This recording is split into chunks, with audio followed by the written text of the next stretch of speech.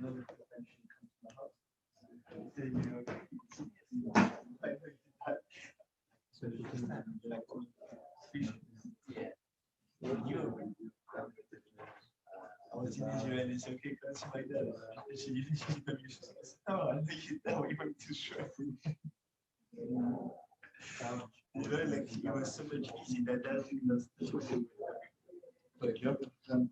learning today? There was a Gemara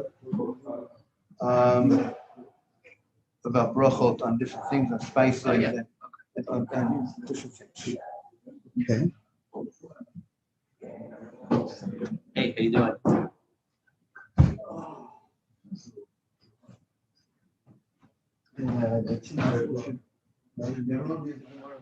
Thank you very much. Welcome. Please go. Yeah, I know. Learning, doing the right thing. Yeah. Morning, everybody.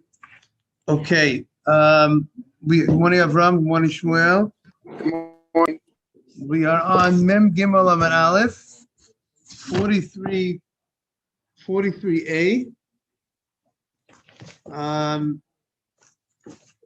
The Gemara now is a continuation explaining the Mishnah that we had in the Mishnah. The Mishnah stated that they brought the wine in at different times. The Gemara said if they had wine during the meal, if a person will go ahead and say, let's say if they would have wine during the meal. So the Mishnah says if you have wine during the meal, one person says the bracha, everybody says their own bracha on the wine during the meal. Yes, what do you want to say, Yoel? Yes. Yes. Right. You need to give the bread to everyone, or everyone can have some bread. Let's say everyone has bread, and the Bible says the bracha, but you don't share the bread with other people.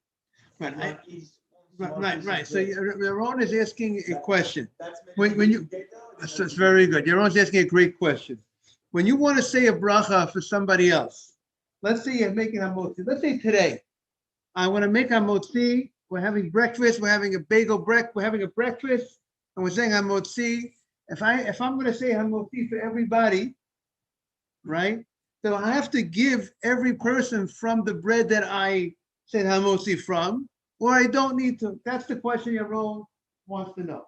So I would say that you have to realize there's a difference between Shabbat and a weekday. That's what I would suggest. On Shabbat, there's the mitzvah of lechem mishnah. When you say hamotzi on Shabbat, you always say hamotzi on two chalot on Shabbat, right? Good morning, Mike. How are you? So you say hamotzi on Shabbat. So therefore, you need to make sure that each person gets from the hamotzi, right? Because you want each person to get from the hamotzi. But similarly, there's a mitzvah that everybody should get from the kol shel bracha. So if I make a gefen on Shabbat, I make kiddush, it's appropriate that everybody gets from that cup that I said that the gefen on. Therefore, it's very common that we pour from the cup of the kiddush, and we pour into the other, and we pass around from the kiddush. We pass that everybody should have from the kiddush cup. But there, it's because we wanna connect everybody with this lechem mishneh. We want to connect everybody with the cup of wine, the kiddush. However, in order to fulfill the mitzvah that I say a bracha for you, I don't need to give to you from that food in order for you to fulfill the mitzvah. Meaning to say, if I go ahead and say hamotzi today, this morning, Mr. Haber, I go ahead and say hamotzi lechem and oretz. I could cover you without giving you from what I've said the bracha over. Is that clear? Now we could prove it maybe from the Gemara earlier. The Gemara is only on Shabbat because you have this mitzvah of lechem mishneh, and I'm going to give you a proof. A proof is, listen to this proof. Mr. Haber, Yaron asked a great question. He asked, if when you're being motzi somebody else with the bracha, you're saying hamotzi for somebody, right? So we say, well, let's say today, if I'm saying a bracha for you, do I have to give to you from what I'm eating from in order for you to be covered? Or I don't have to. So I said you don't have to. As the only time you have to is we say on Shabbat when there's a concept of lechem mishneh. So you want each person to fulfill the mitzvah of lechem mishneh.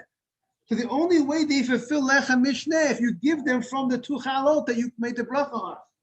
Or if you, when you say kiddush, you want them to taste from the cup of kiddush, so you give from that cup. But technically, you don't need to, they don't need that. Technically, you will fulfill the mitzvah. You get credit for the bracha even without that. What's the proof? Let's say you have, I'm saying hamotzi, and I have two chalot in front of me, and it's Shabbat, and you have two chalot in front of you. You hear the case? And I'm saying hamotzi, or I'm saying kiddush on a cup of wine. And when I say the kiddush on that cup of wine, and you also have a full cup of wine in front of you, you have a full, not a little, a full cup.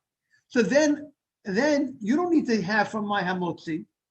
You don't need to have from, because you have your own lechem mishneh. Even though I said the bracha hamotzi lechem min haaretz, I cover you, and I don't even need to give to you from my lechem mishneh. You have your own lechem mishneh, and sometimes. You know, I like to use that sometimes if let's say there's a lot of people, so let's say that they're saying hamotzi and there's a lot of people. So until everybody gets from the challah of the person, I said the bracha takes a lot of time.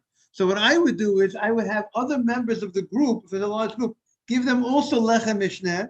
So when the person says the hamotzi, it would go, there's lechem mishneh for multiple people, and they could cut from their lechem mishneh. So if you have 30 people at a dinner, and you have multiple lechem mishneh, so therefore instead of just using two lechem mishneh to divide among the group, you have multiple lechem mishneh that can be used among the group. Is that clear? Okay. But there is a law that people are not so much aware. Let's say on Kiddush and Shabbat, but I would say it would apply in all the cases, that when I'm being motzi you with the bracha, you wait for me to swallow before you eat from. Let's say there's Kiddush and Shabbat. A lot of people are not aware of it. You go to Kiddush and Shabbat. The rabbi says Kiddush, right? And sometimes it could be 100 people in the room, right? You have to, and the rabbi says the Kiddush, you're not supposed to. And then after the rabbi says kiddush, all the people start saying their brachot on their food. They're not allowed to say the bracha until the rabbi drinks from first, and then you go ahead and you make your bracha. You have to wait till the rabbi, because it finishes by drinking. You don't have to wait till he finishes the whole thing. Once he starts drinking, then you can start saying your bracha. Because in a certain sense, when he says the bracha, it's covering you, but it's not complete. The bracha is not complete in a certain sense till you finish drinking a little bit. So therefore, in my synagogue, I started making an announcement. I'm not the rabbi of the synagogue, but I'm in the position to make announcements. So I make an announcement now every week, pretty much. Please, everybody, don't start eating your food, say your bracha, till the rabbi starts drinking from his cup. All right? Okay. So very good, everyone. We welcome Joseph. Also, we want to say we have a very special guest today. Jojo's son is here today, and we're very happy that he's here, and we hope to see more of him. Great to have him. You got to talk to him. Yes, you got to talk to the man. Okay, so the Gemara says, we're in the middle of the page. We said in the Mishnah that if you had bread in the middle of a meal and they brought wine in the middle of the meal, so what does the Mishnah says? Each person says their own bracha. Shalu es ben zoma. They ask ben zoma the following question: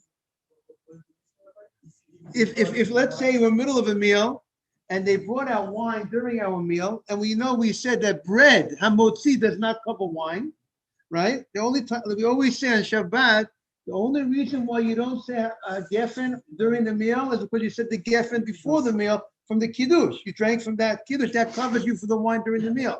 But in general, let's say on a weekday night, you don't, therefore, if you bring out wine, you had bread, and then they bring out wine during the meal. Let's say we have 10 people eating together.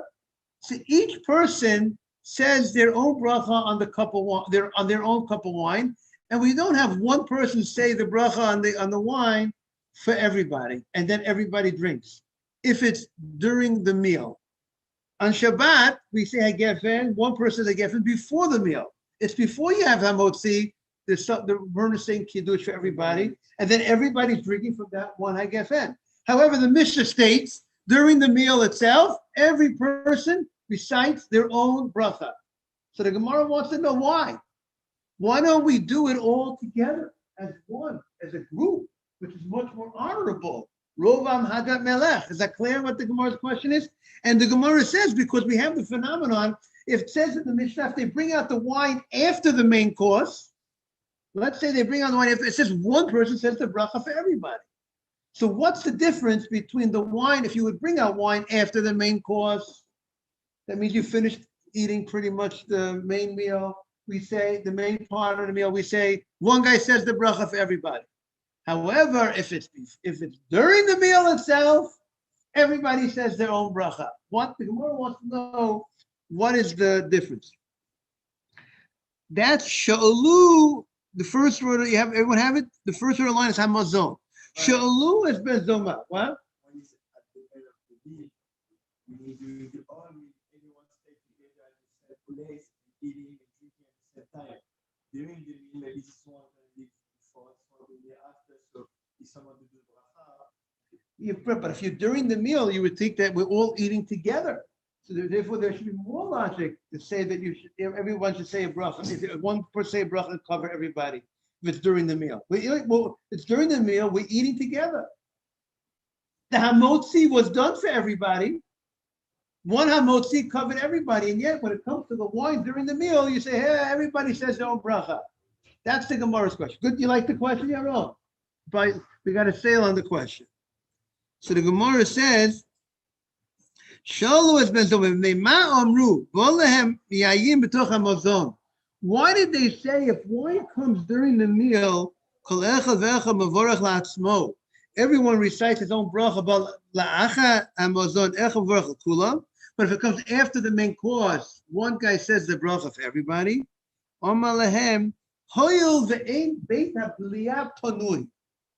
The place of swallowing is not free, it's not empty. What does that mean?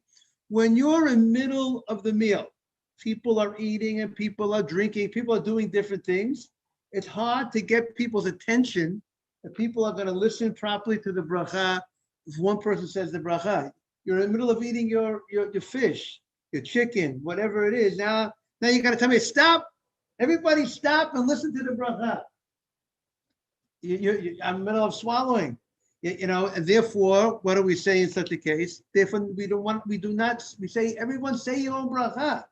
You say your own bracha, and we ensure that the bracha be, because remember, when you're listening to the bracha, as if you're saying the bracha, but if you're preoccupied by your middle of eating, you can't be listening to a bracha and getting credit for bracha when you're in the middle of eating. So that's why you do not say the bracha for everybody during one man for all during the meal itself. However, after the main course, they already finished the main eating. Now we are in a position to listen properly to if they bring out the wine. Now the main course was finished, and now they brought out the wine. Now one guy could say the bracha on the wine for everybody. That's what the Gemara says. Rashi says the language. Rashi says, and since your mouth is not empty because you're eating, and the ein leiv hamasum el mavarech, the people who are eating are not focused on the person who's saying the bracha, rather they're focusing on their eating, and therefore they're not putting the proper focus. I wonder what would be the halacha if you would be listening to someone say a bracha while you're eating. Would you technically, after the fact, get credit? Meaning, let's say The Mishnah says we don't go ahead and do it because you're not focused on the person who's saying the bracha, because you're focused on your eating. But what about if technically, let's say the guy went ahead, he had you in mind, you had in mind, he said the bracha, and you were eating. Would you say, and you were listening to the bracha? Now, while you're eating, but you heard the bracha. Will we say you heard the bracha? So the fact that you were eating at that time, maybe there's room to say we'll give you credit. Or maybe you say, no, I can't give you credit because you were eating, you're not capable of saying the bracha, so maybe you wouldn't get credit. The language of Rashi, what? Let's say someone is doing the bracha and I'm eating the meat at the same time. Right. Let's say you were not supposed to be eating the olive. You should not have started eating the olive until the bracha was done. And I ate it. And you started eating the olive, right? And you're in the middle of eating the olive, right? So if you're in the middle of eating the olive, thank you. And you're in the middle of eating the olive, the question is, do you get credit now for as if you said the bracha on the olive, and now you can continue eating the olive? That is I just want from the language of Rashi. Rashi sounds like the problem is that I can't put focus to the person who's saying the bracha. I'm only focusing on swallowing. I just want to say it sounds like from Rashi that if I would multitask, I will focus. I'm eating and I'm also listening to the person saying the bracha. I might get credit for the bracha. So it's a good halachic question that needs to be researched, and it's like a good question to ask of Yitzchak Yosef, the chief rabbi of Israel. Maybe Mr. Haber will go ahead and talk to him about it. Would you get credit?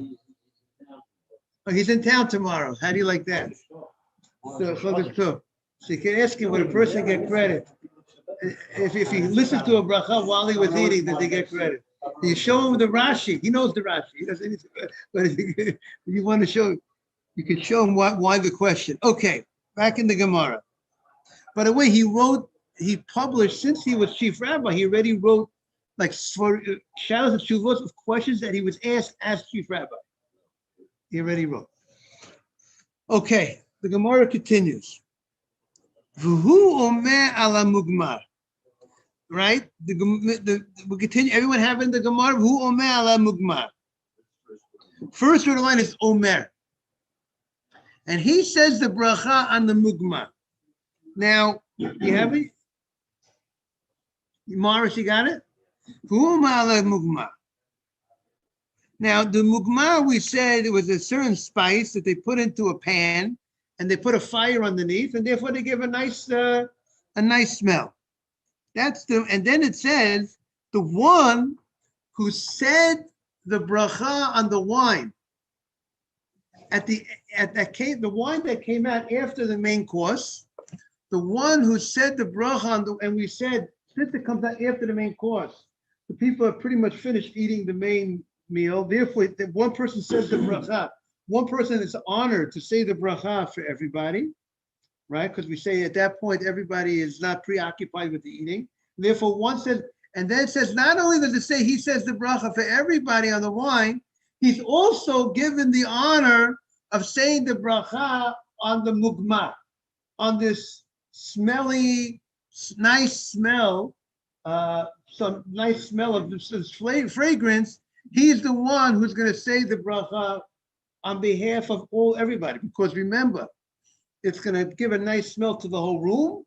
Everyone's going to smell it. It's going to smoke up the room with this nice smell, and therefore everyone will feel the mitzvah of saying a bracha on this psamim through this person saying the bracha on the psamim on behalf of everybody. So who omer ala mugmar? So the same person, we give him the honor. This guy who got the honor to say the bracha on the wine will get the same honor on the, have a great day, all the best, on the psamim. And the chidush is, as we saw earlier, even though the psamim is coming after Birkat HaMazon.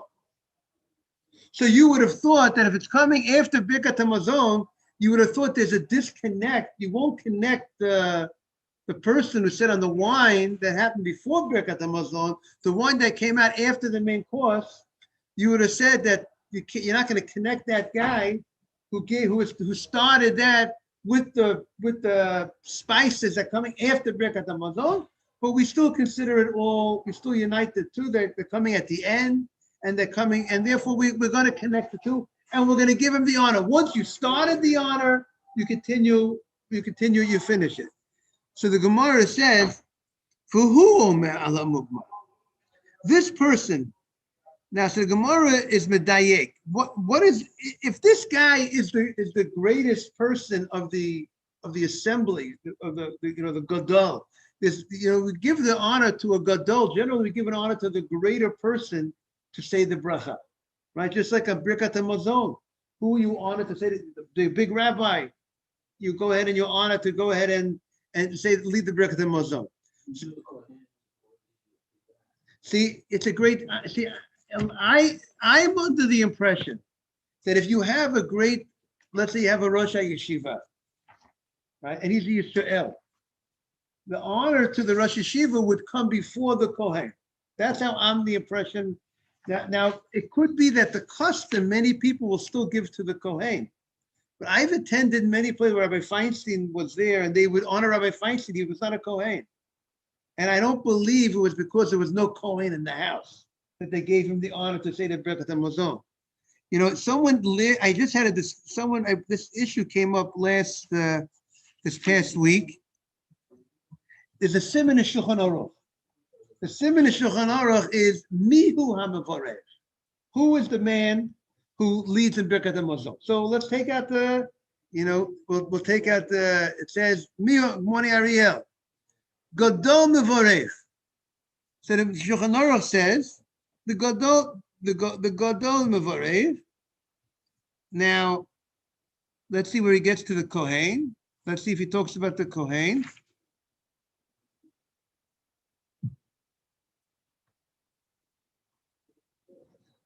He says, "Lo yadem chacham Yisrael lekohen amaretz levarich lefanov." If you're the chacham and you want to go ahead and you want to say there's a kohen, and the kohen is not educated at all, you should not tell the kohen you always get out. I'm always going to honor you to be the one who. If the kohen is not uneducated, to give him on a regular basis the honor. The Kohen, the Chacham should not give it up. Meaning to say that because people shouldn't think that the honor of Kohuna is greater than the Chacham. If you'll always give it up to the Kohen, who's uneducated, people will make a mistake, and they'll think that a Kohen is greater than Torah, but Torah is greater than Kohuna. So it's definitely, it says, if you have a Kohen Talmud Chacham, then there's a mitzvah that he should go first. But it would seem that the general halacha is the gadol, the greater person really. Now, a lot of times the greater person gives it over to the Kohen. You have a right. The Chacham has a right to give up to the Kohen. Then you have to look in the halacha. What about if you have a kohen who's a Talmud Chacham? Then you have who's a very knowledgeable, but then you have another rabbi who's much greater than that Talmud Chacham. What would you do over there? But if we look at the Yalkut Yosef in Reish Aleph, let's see what he says. He says like this: a kohen that ate with 2 Yisraelim, or Leviim. The Kohen, you give the Kohen first. But if there's a Talmud Chacham, if there's a Torah scholar, he goes first. Does that answer your question, Mr. Abra? But if the Chacham wants to honor the Kohen, he's allowed to. But if he's a Kohen Talmud Chacham, the Kohen Talmud Chacham seems to go first. There's a mitzvah to give him first. Definitely, if you have 2 Talmidei Chachamim, it would sound like give the Kohen Talmud Chacham first. But what would be if the Kohen, if you have a Rosh Yeshiva and a Kohen Talmud Chacham, we have to, that way we have to look a little bit more about it. But if the Kohen doesn't have the same credentials, very much advanced rabbi, they would give it to the rabbi, and he can do with it what he wants. He's smart. He's not a very well-learned person. He would volunteer it up to the Kohen.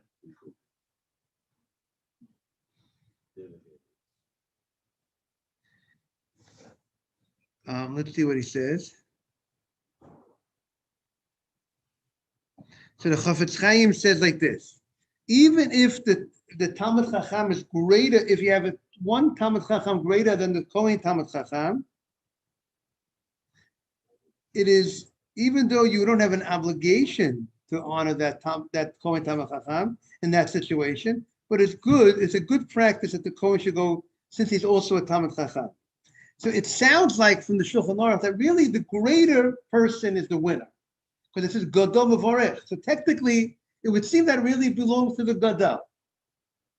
But it's appropriate practice if you have to give it to if there's a Talmud Chacham who is a Kohen, an educated Talmud Chacham, and there's another Talmud Chacham who's even more educated than that Kohen Talmud Chacham, it's still appropriate. It's appropriate to give it to the lesser Talmud Chacham, but since he's a Kohen. But it doesn't mean that you have to, but it seems like it's that's the recommended. Okay. Let's continue in the Gemara. So the Gemara continues. V'hu omer alam mugma. First word of the line is alam omer. So we're talking about the mugma. This person is going to say, the one who says the bracha on the wine is going to be the one who says the bracha on the spices, on the spices that are coming after the Birkat HaMazon. So the Gemara says, Midiktani v'hu, the fact that you told me who, he is this one. You're telling me a chidush, that this person is the one who needs to say the bracha. He's the one, we're going to honor the one who says on the wine. He's going to say on the psamim, is Michlal di'ika da'adif minei. There's someone that's greater, that even when there's someone greater than him, we're still going to go ahead and say that since this person began the process, he's the one who said on the wine, so we're going to say we're also going to give him the honor to say on the psamim. Because, and some of the commentators explain, because if he's the greater one, so there's no chiddush that he's the one who says the bracha. Usually we allow the person, we would honor the person who's greater. But the chiddush is, even if he's not the greater person, but since he said on the wine, he gets the honor to do on the psamim. So the Gemara says, va'amai, and the Vilna Gaon, he says to take, he doesn't have the text. In his Gemara, he says this text should not, this next line, so we'll continue with Messiah l'Rav. See the Messiah, the next line? He says this line is not, he has the different text. And if we want to go with the text that has it, V'amai, the Gemara, what do you say? We don't see that every day. Right, we don't see that every day, right. Correct. This is the comment of the Vilna Gaon, that he says he has different texts. He says that, and he says but the text that we have, what do you say? He's saying that his opinion is that that's not the proper text of the Gemara. This line maybe was not. Maybe it's a commentary of someone that was put in, but it's not part of the Gemara. But the way we have it, we do have it as part. So the Gemara says, "Amai." Why does he get this honor? So the Gemara says, "Hoyil v'hu natal yadav tchila ba'achrona." Since he was the one who washed mayim achronim first, he was the one who washed mayim achronim. because he went ahead and he said the bracha on the wine. Once he gave the bracha on the wine, we gave him the honor to go ahead and do the Birkat HaMazon. And it was probably some say that the Gadol, the greater rabbi, gave it over to him, gave him the right. Because really, the fact that he said the bracha on the wine, why should that give him the right to go ahead and lead the Birkat HaMazon? The law is the Gadol, the greater person should be honored to lead the Birkat HaMazon. So let's say the great rabbi said, you go ahead and you do the Birkat HaMazon. So once he did the wine, he did the Birkat HaMazon, it's a package. We give him, he finishes the job, he goes in and he says the bracha on the psamim. And the Gemara says, he was the one who was first to do Mayim Achronim. What does that mean? The law is, if you have, let's say you have 3 people about to say Birkat HaMazon. We have a Zimun. Who does Mayim Achronim? And who do you honor? Who gets the Mayim Achronim? The Kohen.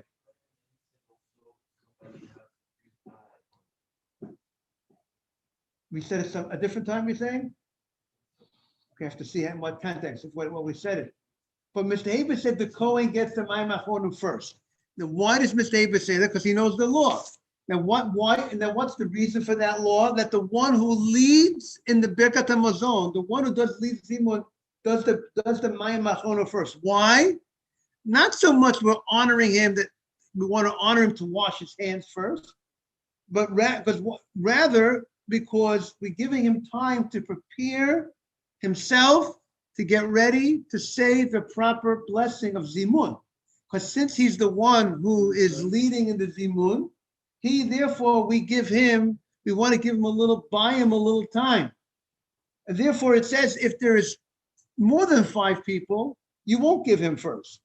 You give him, when you get within 5, then you'll give him the Mayim Achronim. Then he's number 1 when you have 5 left. That seems to be the halacha. When there's 5 people, he goes first. You give the Kohen washes the Mayim Achronim first. But if you have more than 5, what I recall, it says that then you don't have to honor him first. But the logic most probably is you don't want to create a long separation between the washing of the hands for the person who's leading in the Birkat HaMazon and the Birkat HaMazon. So therefore, I presume that would be the logic why we say that if it's more than 5 people, someone else could go first in the washing the hands, and then when you have to 5 left, you should give it to him. Let's read in the Shulchan Aruch. Shulchan Aruch in Simin Kuf Pei Aleph, when it talks about the laws of Mayim Achronim, the water that you wash your hands before you say Birkat HaMazon. He says everybody knows Mayim Achronim Chova. That's the Shulchan Aruch's opinion. The Sfaradim are very careful about that. Mayim Achronim is Chova. Ashkenazim have different opinions a little bit on this. Therefore, some are more lenient sometimes. Now,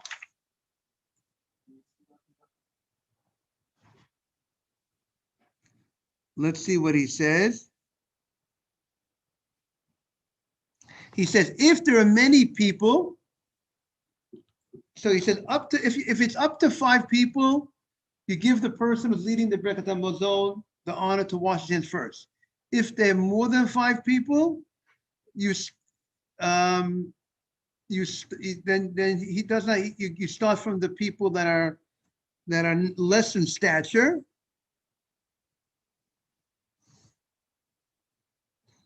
And once you get up to 5, then you go ahead and you give him, he starts. Now,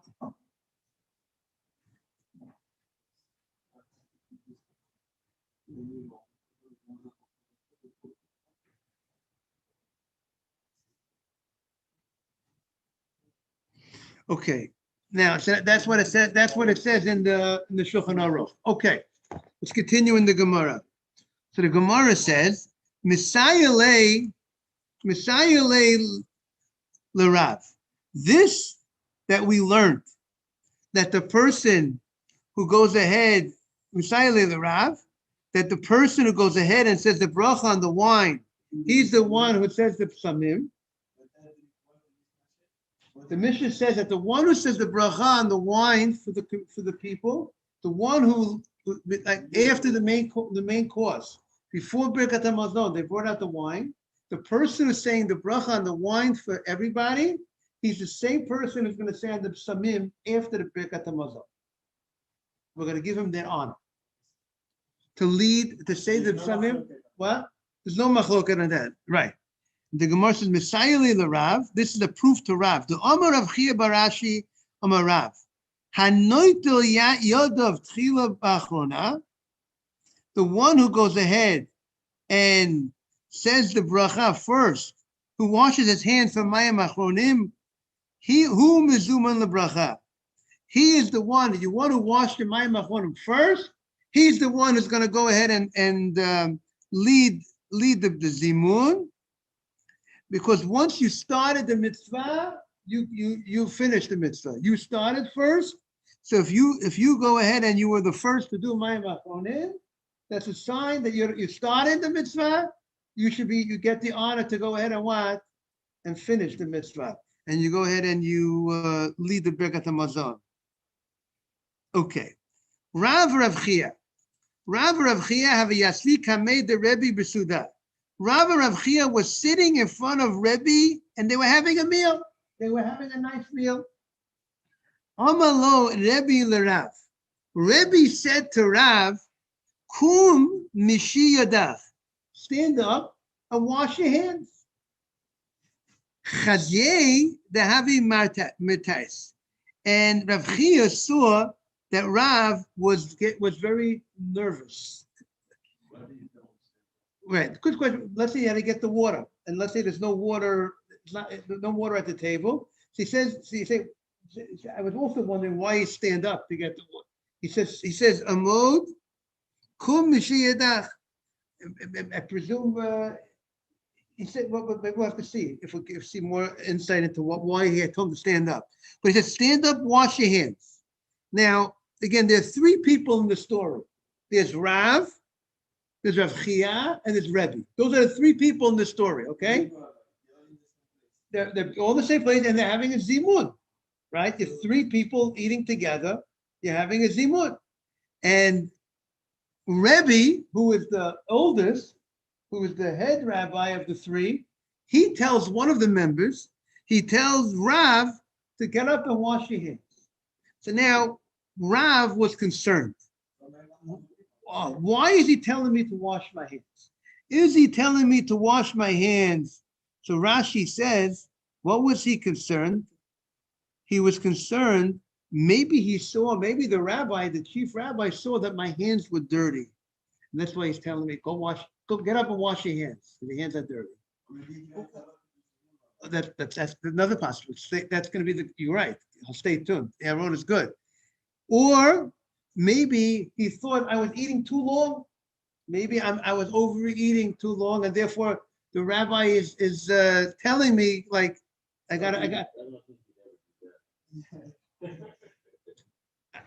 You know what? Maybe as the rabbi, he wants to try to train the young students that they shouldn't overdo the eating. I can't tell you. There's such a thing. We find that overeating is no good, and it's not. You spend too much time eating because you spend too much time eating instead of studying, right?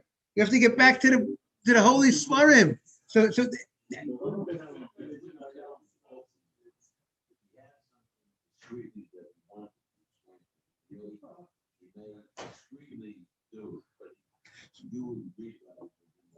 Okay, so very good, Mr. Haber. But remember, some people, even if the rabbi, I could think that he meant that, even though the rabbi didn't mean that. I might be self-conscious of myself, and I might say to myself, meaning Rav Chia, Rav is thinking, Rav is saying, maybe it's because this is what Rav is thinking. Maybe the rabbi is saying this to me because maybe I ate too long. It could be that the rabbi didn't mean that. So that's what he was concerned about. And maybe he was, I don't know, embarrassed, or he felt a little self-conscious. He was scared a little bit. He felt bad that the rabbi is telling him to wash his hands. So he says, Amali Rav Chia. Rav Chia was the uncle of Rav Chia says was the uncle of Rav. And what did Rav Chia say to Rav? Rav Chia said to Rav, Bar Pachte, son of great people, because Rav wanted to understand most. Because Rav was the son, his father was a great man. And because he said to him, I am a Birchat Mazona, exactly like Yaron said. He wasn't telling you to wash your hands because your hands are dirty. He wasn't telling you to wash your hands because you're spending too much time eating. He was telling you to wash your hands because he wants you to have the honor to do the Birkat HaMazon, to lead the Birkat HaMazon. So he's telling you to wash your hands. I want you to go first, right? Giving him the privilege. And I want you to wash your hands, and therefore, because you got to get yourself ready and prepare yourself for the bracha that you need to say the Birkat HaZimun. I ain't the Birkat Mizona Kamalach. He says, look into the Birkat Mizona. That's what he was saying. Now it's interesting that in those days, it wasn't just the Zimun of today. What is the Zimun of today? It's a very short Rabbatai Nevarech. Then you say, when I remember the Stradon say a little different, Mishra Rabbana. Yeah, but it's very Nevarech Shachalim Mishalo. The meat and the potatoes is Nevarech Shachalim Mishalo. Shachalim Mishalo Tvochino. That's the meat and the potatoes of the Zimun. You say, let us say a bracha, and then you say bracha Shachalim Mishalo. So what is the great Rebbe telling Rav? I want you to look into this bracha. It's a very you don't need to be an Einstein to know you don't need time to spend looking into the bracha, right, Morris? So it's such a anybody can know it. The answer is in those days when the person who led the Zimun also said the whole Birkat HaMazon to everybody out loud, right? It was a bracha in unison because you all three. For the members of the group and who did not say it, they listened to the Birkat HaMazon. Why? Because of the rule that we have. Rov Am Hagat Melech. Once you have three people together, then you're considered meaning we said if you have two people, one should not say Birkat HaMazon for the other guy. But three, you're united because they're saying a Zimun. So in the old days they would say the whole Birkat HaMazon for the other guy. So therefore, being that that's the case,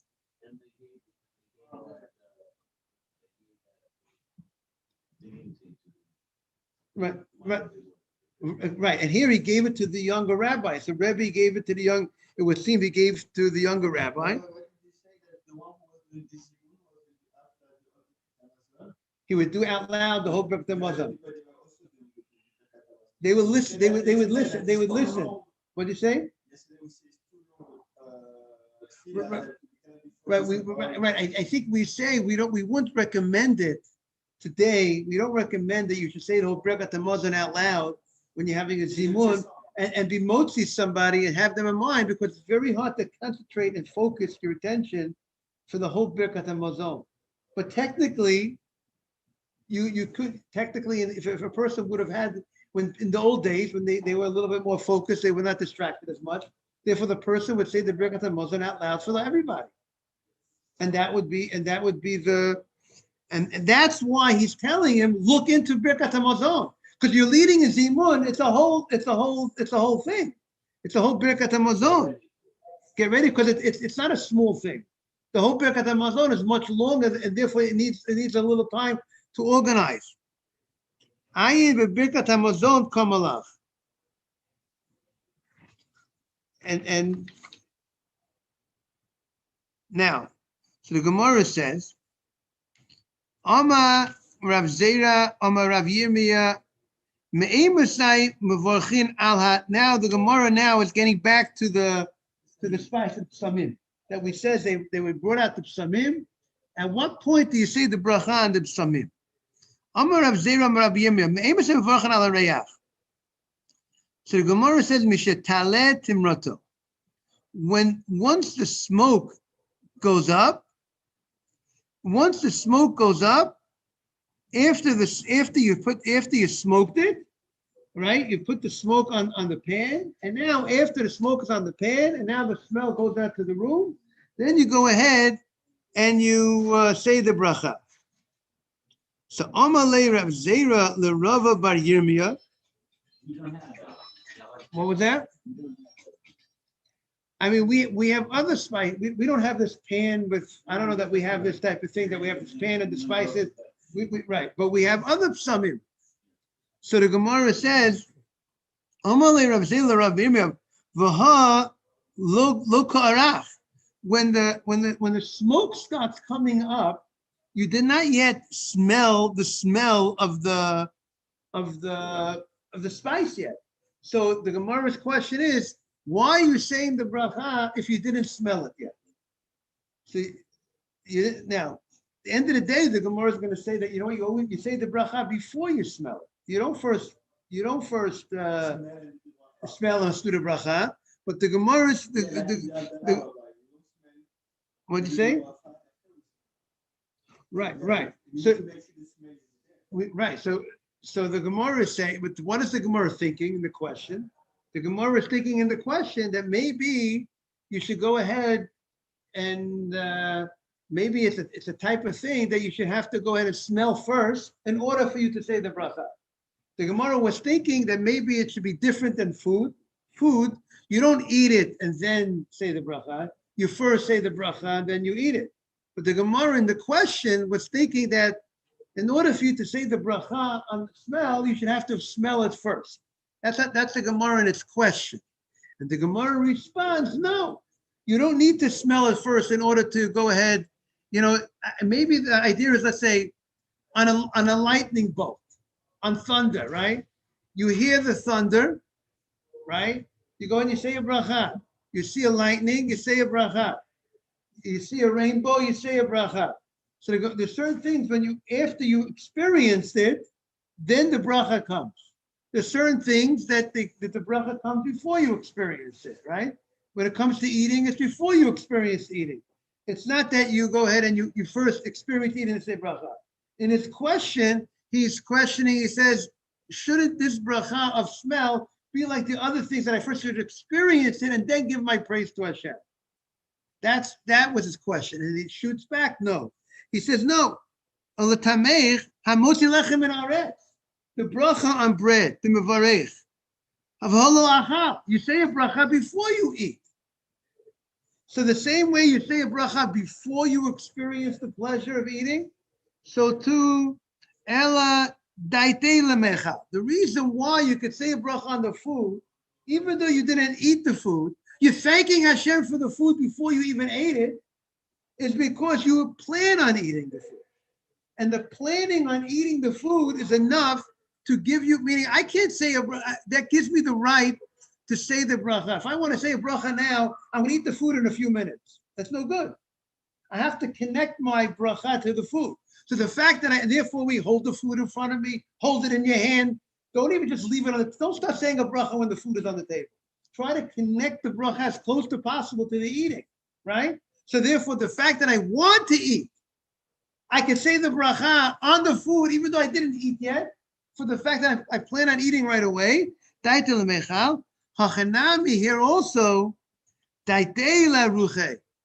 since your mindset is that you want to go ahead and smell, I don't need to have already smelled the item in order for me to say the bracha. The fact that I plan on smelling it right away, that's sufficient. I can say the bracha right now. I think we should take out from this halacha that we have to connect as soon as possible the bracha to the benefit, because we see from the Gemara that gives us the allowance to go ahead and say the bracha even before we benefit it. So that's just something we have to try not to interrupt from the bracha to the eating. I want to wish everyone a great day, and we could see tomorrow. We're going to be continuing on, and tonight is Rosh Chodesh, as the Teva says.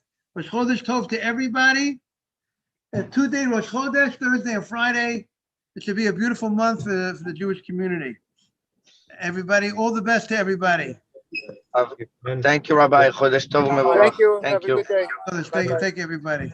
Bye-bye. Thank you. Bye-bye.